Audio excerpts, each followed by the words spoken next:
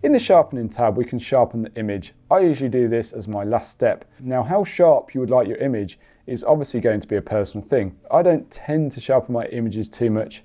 Fuji cameras that I use don't have an anti-aliasing filter, meaning that they're sharp straight out of camera. But if you use a camera with an anti-aliasing filter, then you may need to apply a lot more sharpening than I would. Usually I keep my radius set to 1, and this controls the size of the sharpening. Below that we have the detail slider, and this is the slider that I use to sharpen my images, and usually I move this up to around about 90. I then bring up my amount until I see any artifacts creeping in. Usually around 20 is good for my cameras. To control where the sharpening is being applied, we can hold Alt and drag the masking slider to the right. See, for this example, we do not wish to sharpen the sky.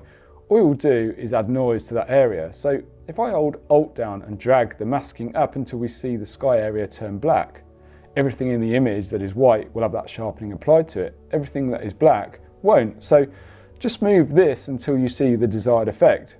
Now, this method works well for my cameras with an X-trans sensor, but if you're using a camera with a Bayer sensor, then you may wish to sharpen differently. Now, when I shot with my Nikon D800, I used to leave my detail slider set at 0, my radius to 1, and then slide the amount slider to around about 70, again using the masking to be selective about what is sharpened in the image. I think sharpening is very subjective and varies from camera to camera, so my best advice would be to zoom into your image at 1:1 and play around with the sliders and choose what works best for your eye.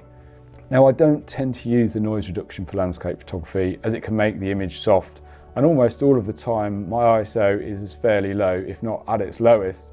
So I guess the exception to this would be maybe astrophotography. But for astro, maybe you might want to do that you're editing in Photoshop or another application anyway. So I don't think noise reduction is particularly useful in Lightroom. But if you do need to apply noise reduction, it's fairly self-explanatory. Just move the sliders until the image gets cleaned up.